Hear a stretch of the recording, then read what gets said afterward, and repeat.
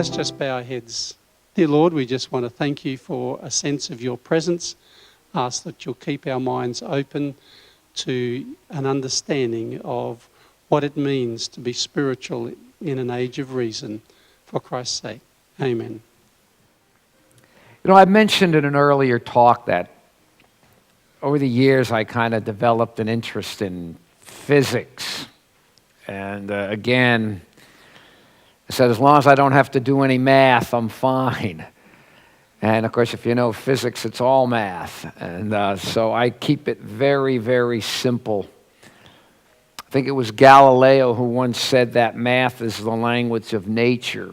And I think physics is an attempt to understand nature at the most fundamental level. And so there's a lot of math, and I'm really not very good at math. And I think, too, what sort of caught my interest in physics was if you've been listening to some of my talks, you know I like philosophy. And I particularly like what they call metaphysics.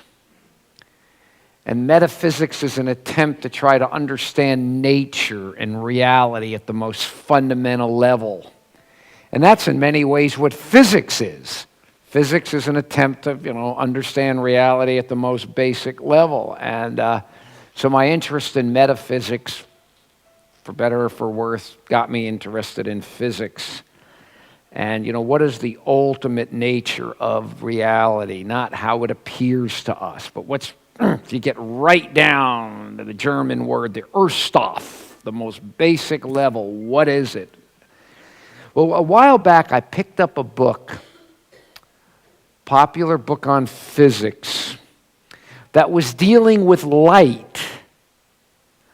And light is really kind of the central study on physics. Einstein's relativity, particularly basically a special relativity, is light, and what is light, and how does light work? And it was called Catching the Light.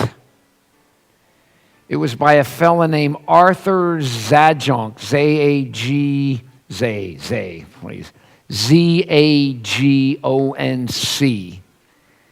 And I never really finished the book because I just kind of bogged down in it. As I said, if it's not real simple, I kind of get lost in it. But I read something in this book in the first few pages that utterly fascinated me.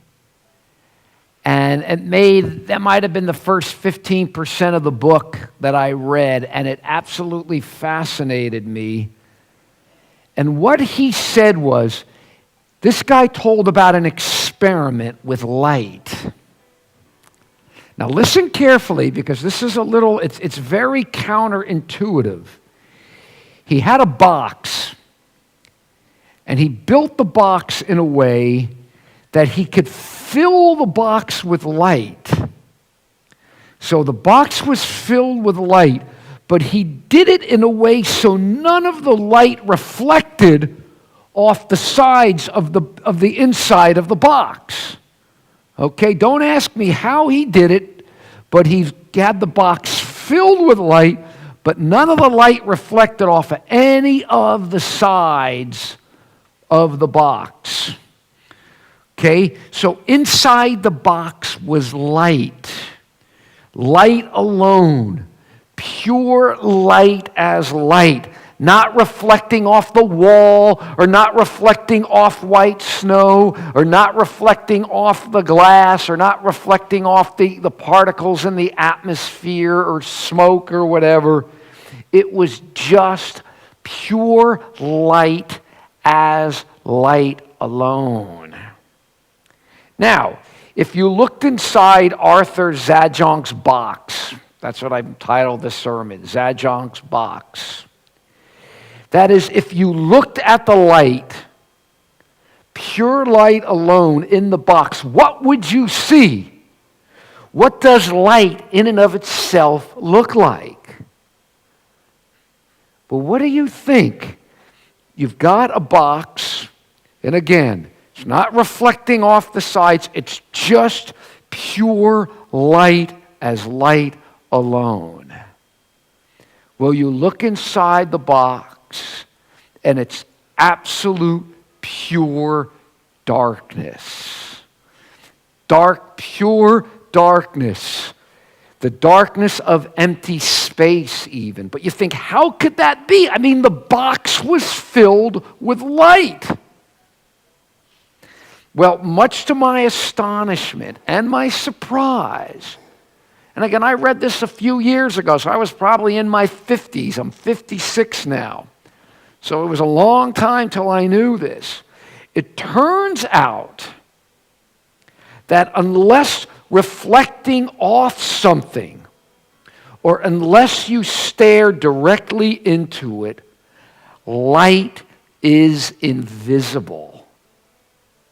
Now I realize that's very counterintuitive. That's just, that doesn't make sense. Yet, but light, as light alone, is invisible. We can't see it. In fact, it can't be seen. Now, he took this experiment a little further. What he did was, in this box, he took a rod. And don't ask me how he did it. I don't know. I don't understand how he did it. And he stuck a rod in the box. So like, here's the box, and the rod goes right across the box, just like a rod inside an empty box. And what do you think happened to that rod? What do you think he saw? Well, the rod itself, on the side in which the light was coming into the box, was illuminated.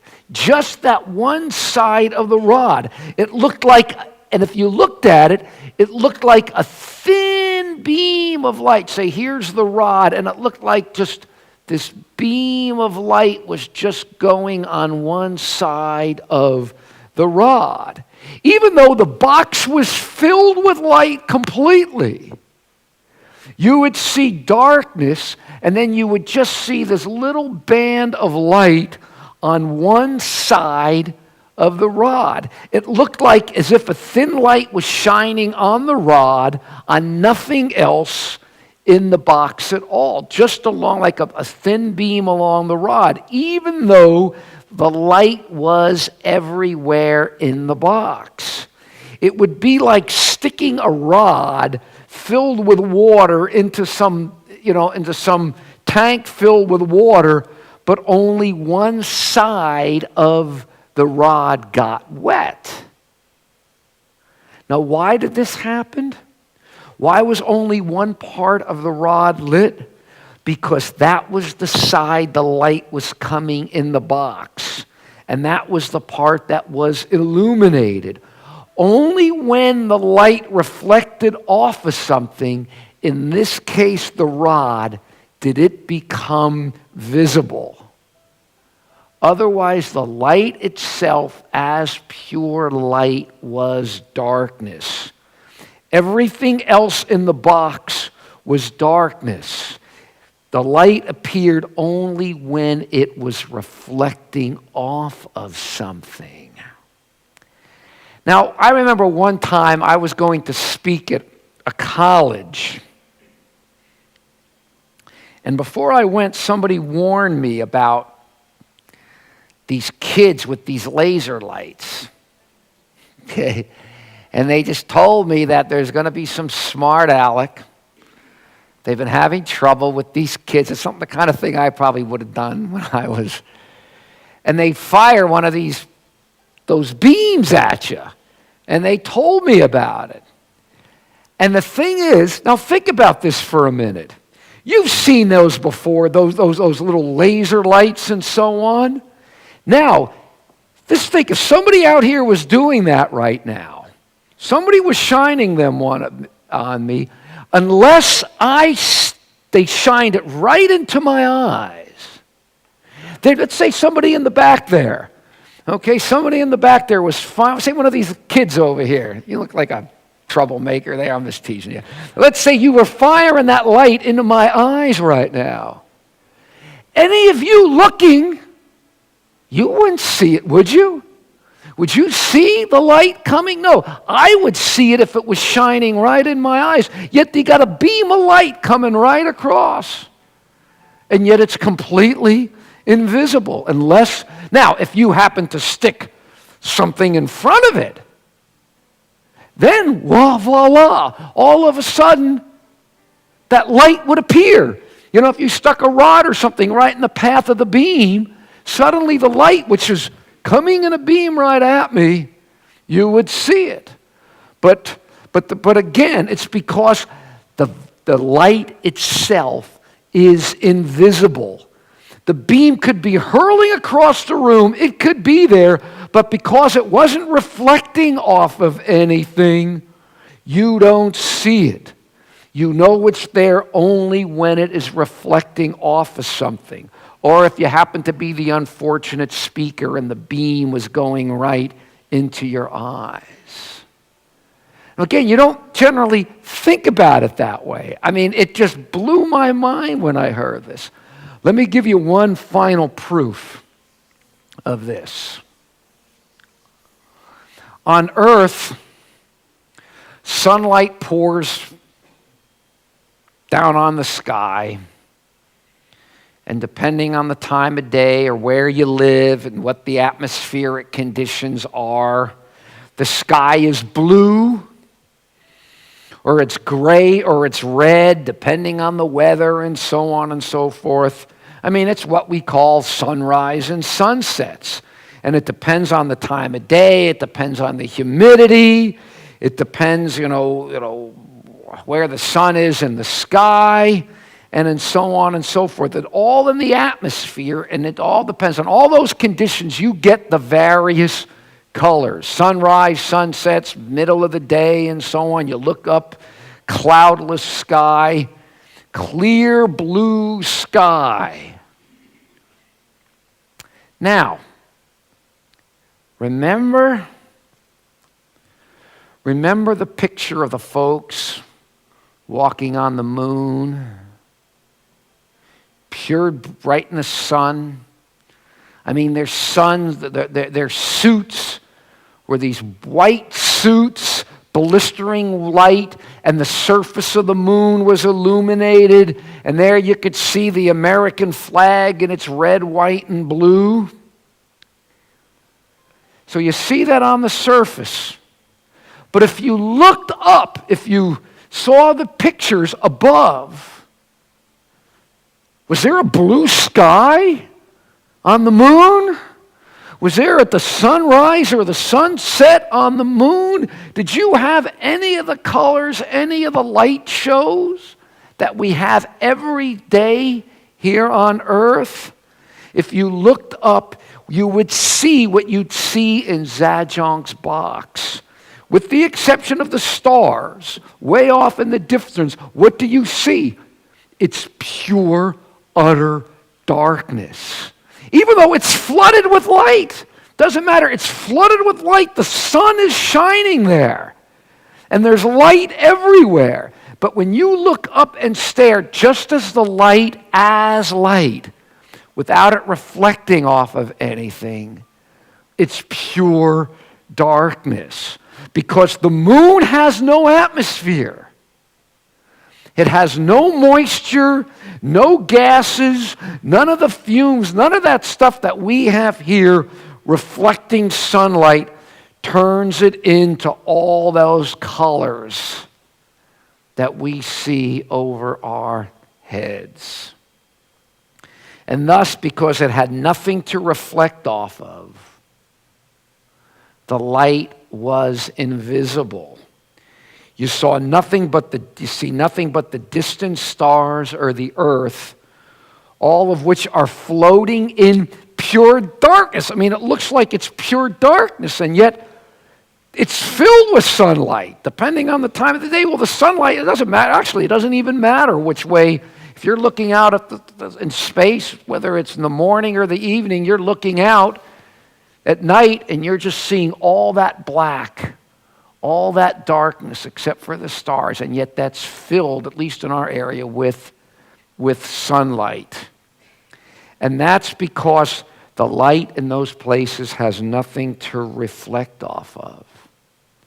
Now, I don't know again about you, but that just blew my mind. If you've never, maybe everybody knew this. Maybe everybody knows this. As I said, I read that, and I was astonished. And I remember I called up a physicist friend of mine who teaches at Loma Linda University. I don't have any friends at La Sierra. But Ben Clausen at Loma Linda University, he's a friend of mine, he's a physicist. And I remember I called him up because I just wanted to make sure that this was true. And I called him up and said, Ben, is it true that light in and of itself is invisible and it's dark and you can't see it unless you reflect off of something? And he assured me that it was. And I just thought that was incredible. Light is invisible unless it's reflected off of something. You know, and for a long time I was trying to process this. I was sure that there's got to be some kind of spiritual lesson from this. Something that, if nothing else, and I've talked about this already, it just shows us how our senses, how deceptive our senses can be. Because again, you've always got the idea that, well, that light is light. I mean, it's color. I mean, you see it all the time. Anywhere you look, you see light. I mean, this room is filled with light, and I'm seeing light everywhere. I mean, everybody knows light isn't invisible. Darkness is the absence of light. When it's dark, it means there's no light at all. And when there's light, it's not dark, and you can see and all that and so on. And then yet, if you really do think about it, I think the clearest example is just think of those shots on the moon. Think of this, what it looks like, the horizon and the sky over the moon and the sky over the earth at any time. And just a few thoughts that I thought about this, and I drew a few, I think, some spiritual lessons. Some spiritual lessons. You know, I am talking about spirituality in the age of reason, and there was just some thoughts, some spiritual thoughts that I'd like to share about this. Just some of the ideas, because light is an image that's used popularly in the Bible. And again, I just was overwhelmed with this thought, and I think the first thought right off the bat is what I've talked about. It's just how limited, not just even limited our senses are, but just how deceptive our senses can be. And I know I gave a talk the other day, the whole talk was on just the limits of our senses. But here, light, as I said, we think that light is, and it's dark. It's invisible. You think about it for a minute too. We take for granted the movement of the earth. But you imagine 500 years ago, 600 years ago, and someone saying, that the earth moves. The earth is moving. I mean, look, I'm going to prove to you right now. See, people don't realize how difficult of a job Copernicus had. Copernicus had a real hard time, and there was an awful lot of evidence against Copernicus' theory that, the earth, or in Galileo, that the earth was moving. I mean, I'm going to prove to you, I'm going to give you empirical evidence right now, evidence in front of your eyes that the earth can't be moving. First of all, do any of you feel it move? I mean, are our senses totally deceptive? I mean, do you feel the earth moving? Okay, you don't feel it, but I'm going to prove to you right now the earth isn't moving. All right, maybe we'll try it this way. If the earth was moving, what should have happened? That shouldn't have landed here. If the earth was moving this way, that should have gone whoop over my head. Or if it was spinning this way, I throw it up. Well, I got to be careful how I throw it, yeah. But if I threw it straight up, boom, should have gone one way or another if the earth was moving. Now, this might seem silly to us today, But back then it was, what about birds flying? If the birds were flying, they should have been pulled one way or another. And again, it doesn't look like the earth moves. And there was another thing too called the parallax, where if the earth was moving, the stars should appear at different times of the year.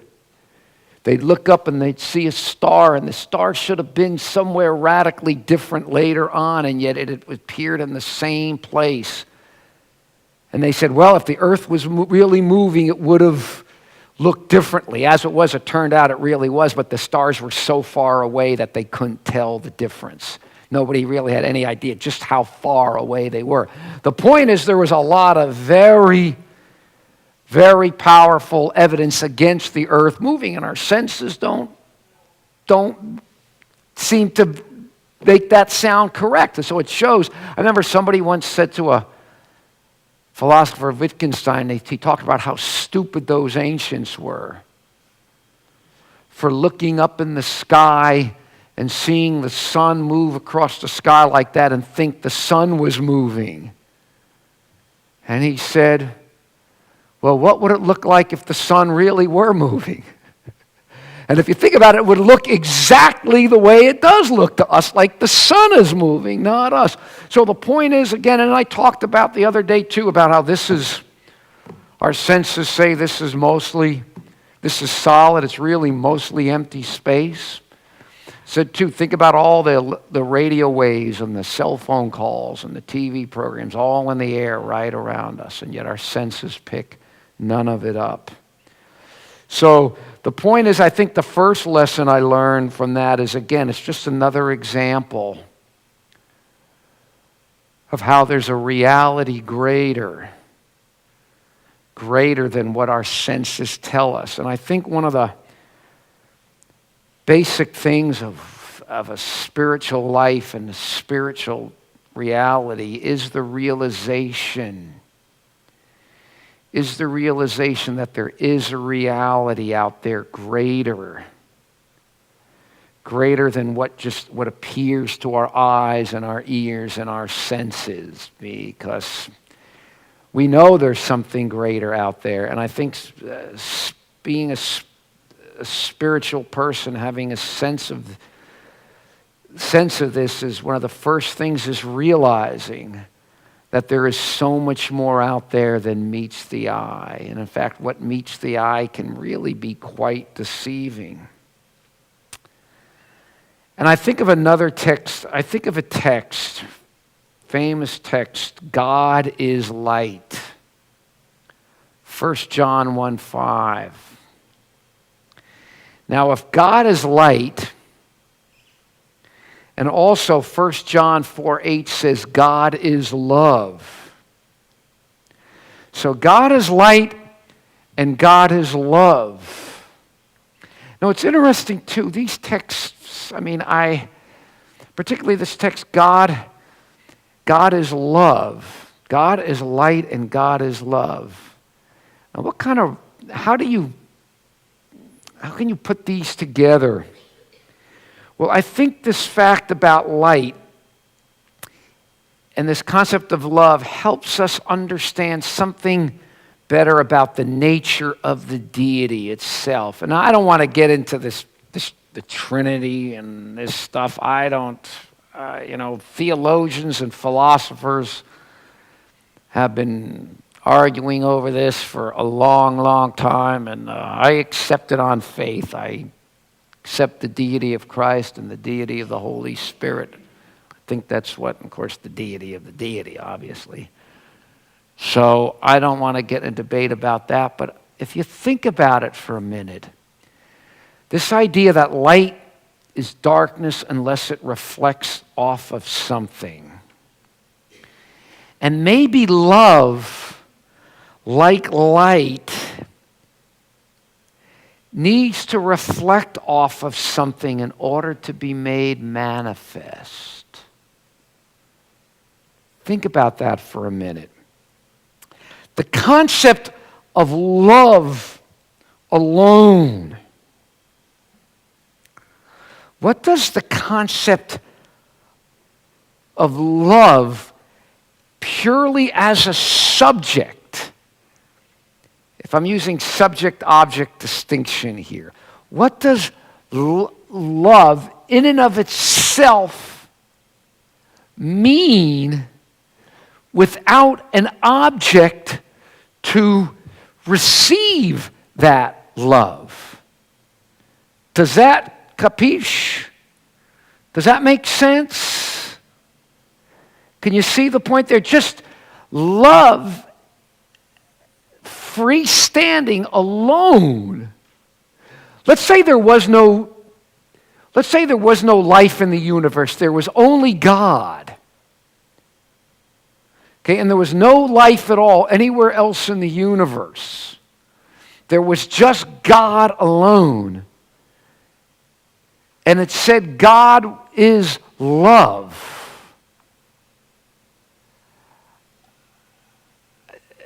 Do you see a problem there?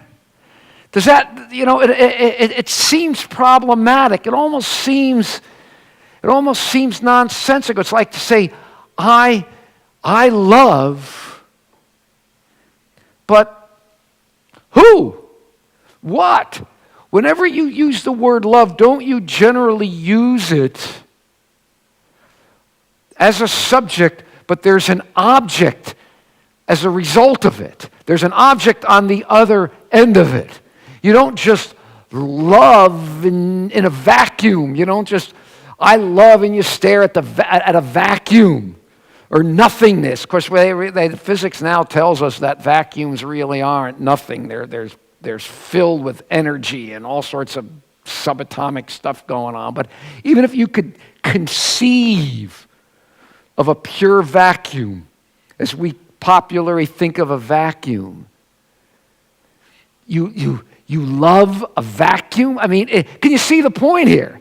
Just the concept of love. But we believe there was a time when the universe didn't exist, when there wasn't anything. There wasn't anything, at least the universe as we know it. Did God not start loving until he created something to love? Now that could be a problem until you understand, and again, I rarely ever talk about the Trinity, because I don't really like wading in waters that are way, way above my head. I mean, I generally try to talk about something I have a vague understanding of. And you talk about taking something on faith, but actually this concept of God as love really has helped me to make more sense of the concept of a triune God. Okay? Because love alone, and again, I realize this is very metaphysical, this is very theological. I mean, this is certain areas that I generally don't like to wade into. But I think this point is simple, simple enough, but the point maybe is, however much it's hard to grasp this, but love alone makes no sense. It needs an object to love. And so even before the creation, as we understand the creation, the universe, though as I said the other day, they're now speculating that the visible universe that we see is really only 7% of what's out there. The rest are talking about dark matter and dark energy and, who knows. That's interesting. I thought about it. Dark. Well, I don't want to speculate on where I don't know. But anyway, the point was, if love needs an object to love, then even before creations, this love was reflected in the Trinity, or however you want to use it, between the Father, the Son, and the Holy Spirit. And you remember Jesus' prayer in John before the cross, and he says, Father, I remember the exact verse where you've loved me with this love even before the beginning of the world. I mean, if you believe in the deity of Christ, if you believe in the eternal existence of Christ, which I do, then you've got Jesus talking about the love between him and the Father even before the world began. And as I said, this whole idea of love, like light, it needs to be reflected off of something in order to be made manifest, in order to be seen. Then suddenly the whole idea of the Trinity makes more sense to me, at least in terms of how God could be a God of love. This love existed for eternity. How could God be love if before he created whatever was made, Scripture says Jesus made that whatever was made by Jesus. And if it was made, if something was made, what does that imply about it? At some point it didn't exist. Okay? If something was made, there was a point when it hadn't been made yet. So even before the world began, God's love existed. And suddenly the Trinity makes a whole lot more sense. As much as you could grasp that, because then there was love within the Godhead itself. But let's bring it down to a simpler level, to where we are today. What does it mean to say that someone is a loving person unless that person has someone or something to love? Love, like light, needs to be directed towards someone or maybe something in order to be made manifest. Again, just to love something, there needs to be an object to it. Until then, I mean, just try to think of the concept of just love itself, not loving anything. I don't know about you, but that's just, I don't know, maybe you can grasp that, but just love existing as in and of itself without being poured out upon something, without there being something that to put it on, to receive it, doesn't make much sense. Or maybe another way, perhaps darkness isn't necessarily the absence of light, but the absence of something to reflect light. It's another way to think about that. You know, darkness isn't necessarily the absence of light, but the absence of something to reflect it. And again, this is, maybe you could take these in your own direction, but it says to me that this whole idea of love in and of itself there's got to be a subject and an object of it. Love just can't exist in and of itself. And it makes me think of these verses. Or perhaps the idea of light that is not reflected is light not seen. Explains these words. He who says he is in the light and hates his brother is in darkness until now. He who loves his brother abides in the light, and there is no cause for stumbling in him. But he who hates his brother is in darkness and walks in darkness. And he does not know where he is going because the darkness has blinded his eyes. This is 1 John 2, 9 through 11. And I think here, look how love and light are so closely related in these texts. He who says he's in the light and hates his brother, but he, is in darkness.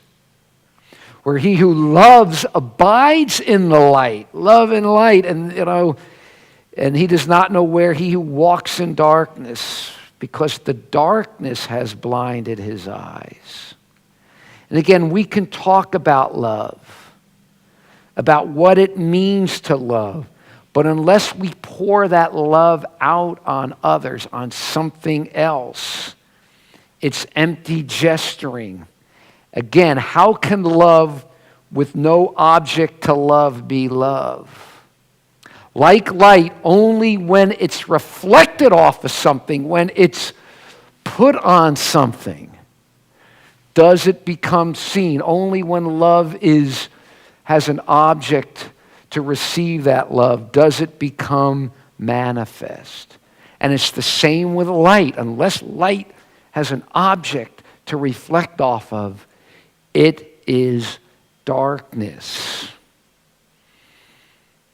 How interesting, the absence of light itself, or the absence of something lit by light, result in the same thing, darkness. So you could have you could have all the light in the world, but if it doesn't reflect off of something, you have the same thing as if you have no light at all. It's the same as darkness. I remember a while back, I live in the Washington, D.C. area. And there was a story that made the front page of the local metro section. I don't remember what it's called. I don't get the newspaper anymore. It's part of the digital age now. It took me, we got that Washington Post for 27 years. And it was awfully hard for me to stop getting the morning newspaper. Now it doesn't matter to me at all. But I remember there was a story about these people were having a party. It was a hot summer day in D.C. They were having an outdoor barbecue. A couple of families, probably what you do here in Australia on a hot day. And suddenly this guy appears with a gun. He appears with a gun and he's puts the gun to one of the kids' head and he's going to rob them. And everybody's in a panic. And as I said, it's a very hot day. And he's got the gun on him. Then at one point, one of the women asks him, "Do you want something to drink?" He's got a gun on him. "You want something to drink?" And he goes, "Okay." And she gives him something to drink. And then she says, "You want some more?" And it was probably, I don't think it was anything alcoholic. I don't think the last thing they probably want to do is give a guy with a gun alcohol. But no, it could have been Coca-Cola or something. And she says, "You want a little more?" And he's drinking. And then she says, "Would you like a little food?" And he goes, "Okay." And she gives him some food. And says, "You like a little more?" And she gives him a little more. And this goes on.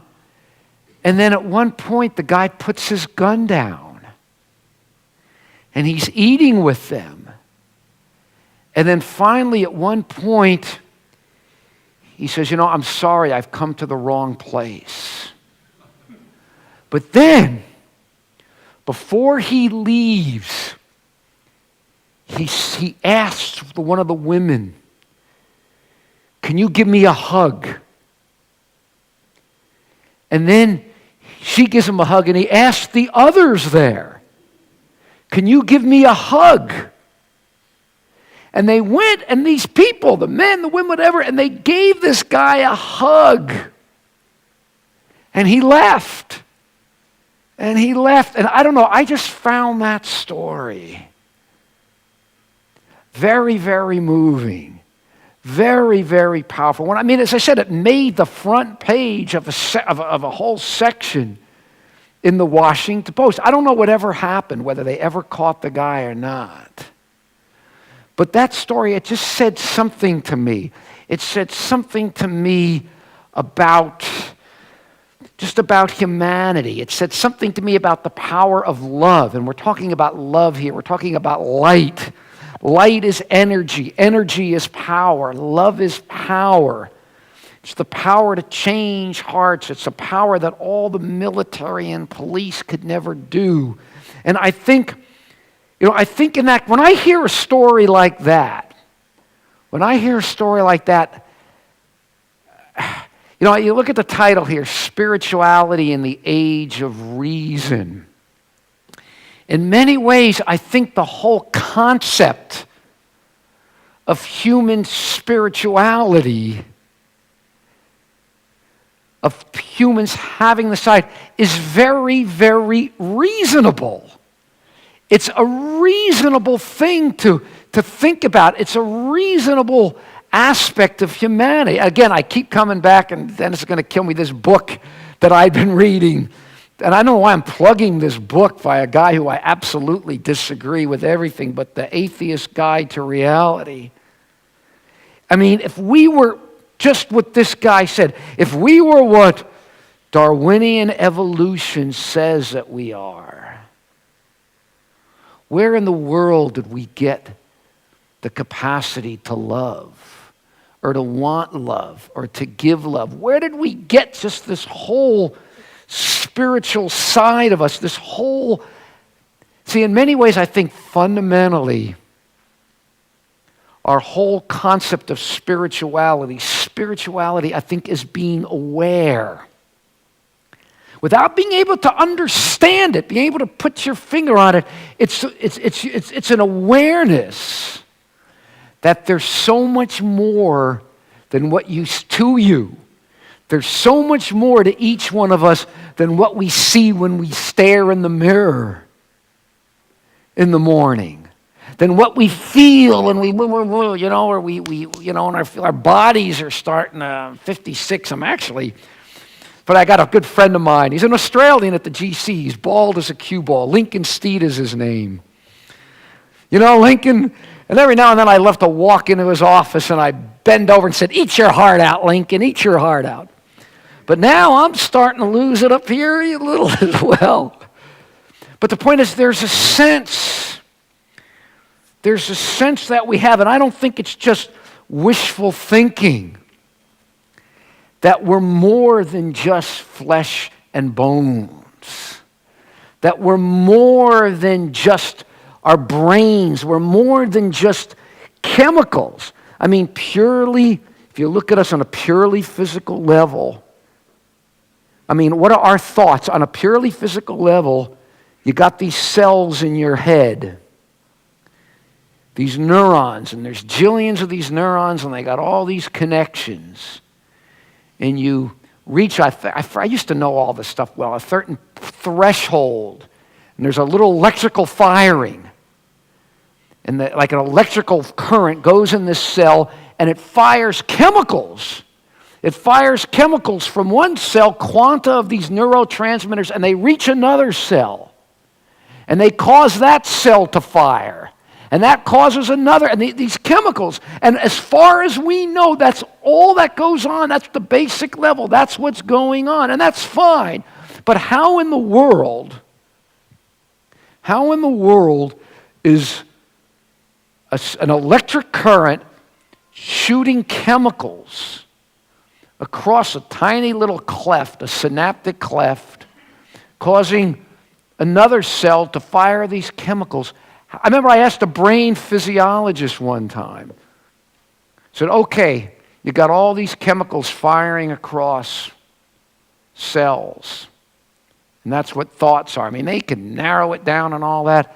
I said, how does that create consciousness? Much less the concept, First I just asked him plain old consciousness. He says, we don't have a clue. We don't have a clue. In fact, the other day, a while back, I got a book on here called The Waning of Materialism, and it was a group of essays by psychologists and scientists, The Waning of Materialism. And basically what they're saying is all the scientific research, everything they're doing now, more and more, they don't believe that purely physical things alone, purely what they see with the brain scans and these chemicals firing across, they don't believe that can explain human consciousness. Hence the title of the book, The Waning of Materialism. And then I think ultimately this concept of spirituality, and different people define it different ways, is very reasonable because it's our acknowledging, even if we can't prove it, even if we can't explain it, it's just our way of, it's a human response to realizing that, hey, I know there's more to me than just this flesh and bones, which is slowly but surely just fading away and evaporating and going to dwindle. And I think to deny that, to write that off, and as I said in this book that I read, and again, I've already written, I have a monthly column in a magazine, and I've already written the column. I wrote the column while I was here about the book.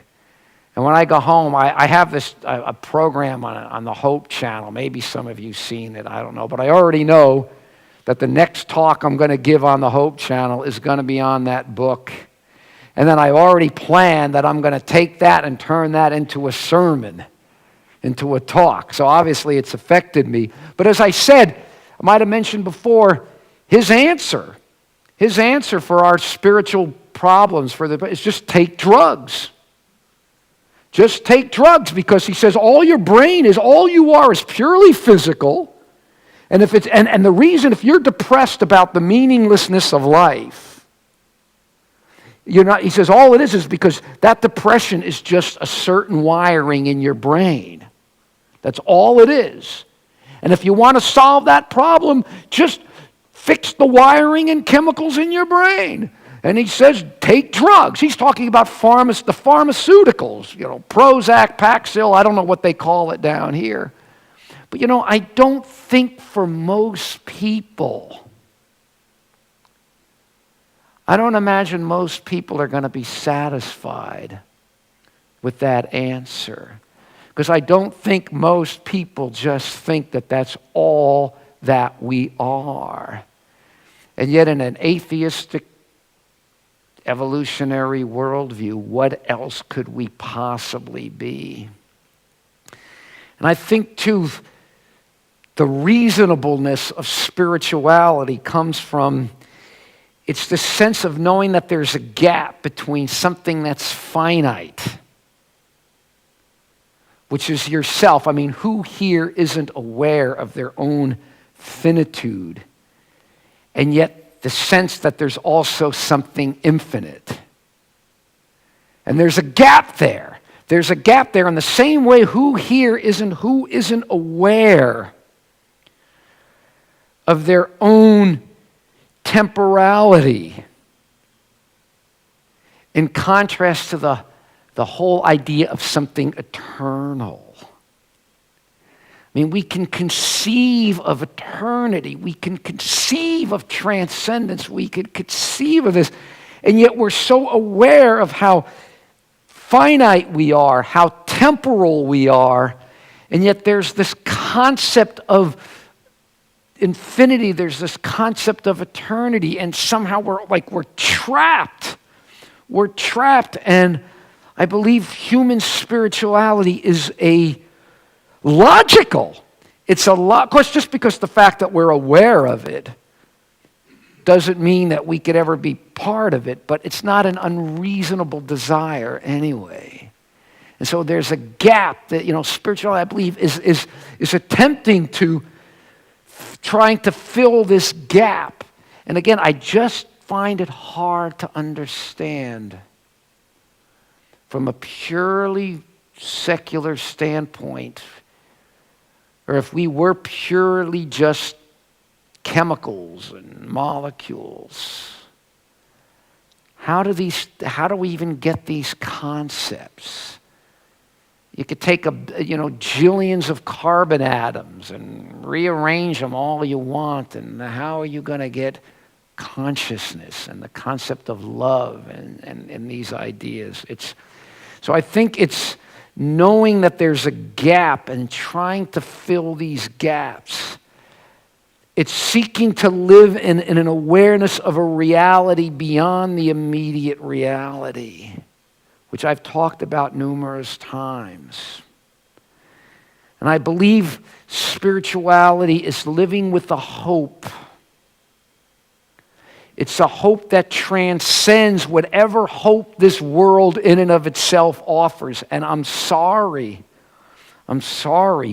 What hope in and of itself does this world offer? What hope does this world offer in and of itself? You can live a great, wonderful life, and then boom, sooner or later it's going to be gone. And yet we've got the awareness of something beyond. I think spirituality, too, is just living with the hope. You know, I think one of the things that really irks people is the lack of justice. And I think that there's this idea of living with the hope that maybe, it was a philosopher named Immanuel Kant who said with just one premise, and admit it's a pretty big premise. I mean, it's a pretty big leap. But he said with just one premise, and that premise is God is just. He says you have to believe in an afterlife. Why would you think that? With just one, I admit, it's not something that's absolute obvious to anyone, that God is just. It's not obvious to everyone that there's a God. I guess I wouldn't even, we would be out of business if it was. And secondly, that this God is just. But the point is, he said, if God is just, then there has to be an afterlife. Some sort or another, because we sure don't see the justice here. Sure don't think about it. I think there's something to it. Spirituality is a belief in the hope in justice, is a hope in answers to what is really unanswerable. For us now, there are so many unanswered questions. And how many of you, as you've aged and have gotten wisdom? I hate getting older. I mean, I gripe and moan about it. I can't stand it. The only advantage I find is I do get a little more wisdom. I have learned a few more things, but let me tell you, I've got more questions now. I've come nowhere close to getting all the questions answered for me.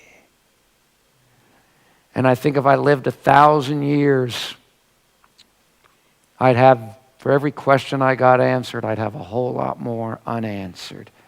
But it's living with the hope and the promise of something beyond. And, this morning I had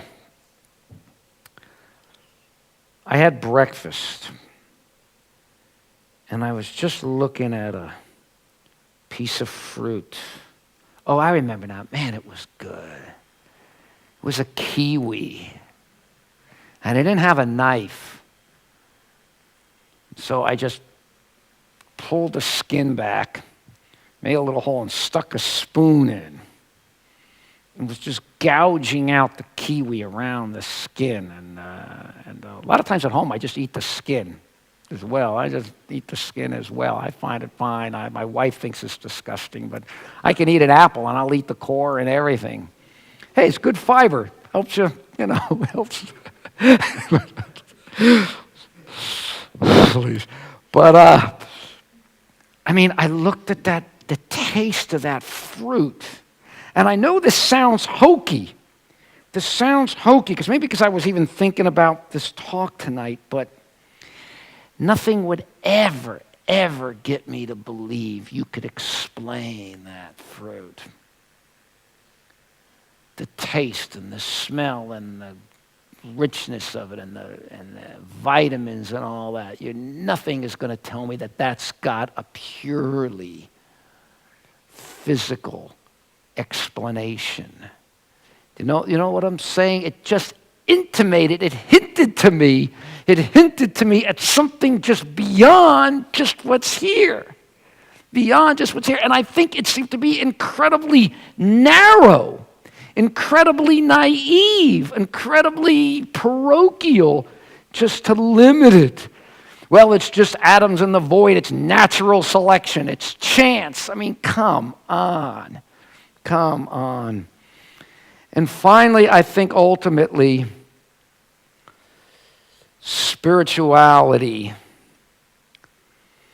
We talked about light and love and the link between it. And I think spirituality is loving on faith. It's living beyond faith. It's not resigning yourself to the dread and doom that our flesh ultimately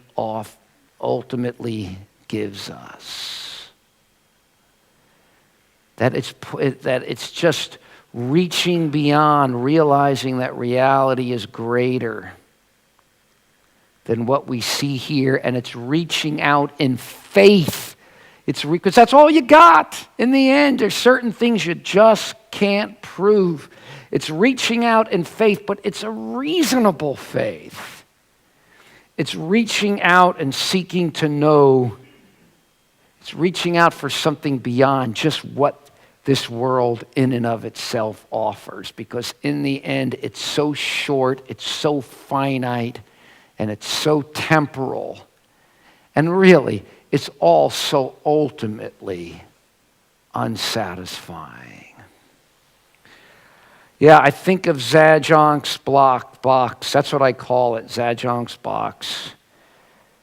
Filled with light, yet full of darkness. It really humbled me. It really has humbled me. Because again, though, it just showed me how much the world, how beyond our comprehension and beyond our senses, even something simple as light. You know, they say light, for a beam of light, time stops. The faster you move, the slower time goes. And beam of light moving at the speed of light, and ideally time doesn't even exist for a photon. I don't know how to explain all that. But all I know, but things like that just help me realize how narrow and how limited human knowledge of itself is. In the end, I think the ultimate message is all the truth, all the light in the world, unless lived out in love, lived out in living others, can become darkness. It's kind of a scary thought to have all the light all around you and yet still live in darkness. And I think the essence of spirituality is really seeking to live in the light. I like to end with this verse, but if we walk in the light as he is in the light, we have fellowship with one another, and the blood of Jesus Christ, his Son, cleanses us from all sin.